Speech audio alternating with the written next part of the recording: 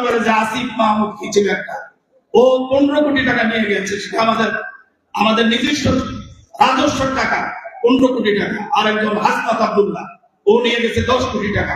আপনার অন্তর্বর্তী সরকার, এই সরকার, ওদের একটা চরিত্র ছিল, ওদের মধ্যে সমন্বয়ের নামে আপনার সমন্বয়ের নামে লুটপাট করেছে বিভিন্ন জায়গায়।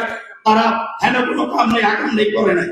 একমাত্র আমার জেলা পরিষদ থেকে মুরাদনগরে যে আসিফ মাহমুদ কি ছিল একটা, ও 15 কোটি টাকা নিয়ে গেছে, সেটা আমাদের নিজস্ব রাজস্ব টাকা 15 কোটি টাকা। আর একজন হাসনাত আব্দুল্লাহ, ও নিয়ে গেছে 10 কোটি টাকা।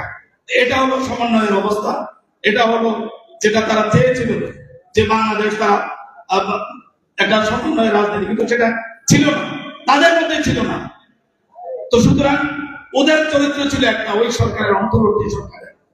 আজকে বাংলাদেশ সরকার আপনাদের ভোটে নির্বাচিত, জনগণের ভোটে নির্বাচিত আমাদের প্রিয় নেতা, দলের চেয়ারম্যান তারেক রহমান, আজকে উনি প্রধানমন্ত্রী, উনি এই সরকারের নেতৃত্ব দিচ্ছেন। বাইকের অতিরিক্ত খরচে চিন্তিত? নিয়ে আসুন রাইডো, মাসের খরচ মাত্র 300 টাকা। আমরা ওনার অধীনে আছি। আজকে আমাদের সরকারে আপনারা জানেন একটা গুরু দায়িত্ব এসে পড়েছে, যে ধ্বংসপ্রাপ্ত অর্থনীতিকে পুনরুদ্ধারের জন্য আজকে আমাদের প্রিয় নেতা প্রধানমন্ত্রী তারেক রহমানের ঘাড়ে এসে পড়েছে।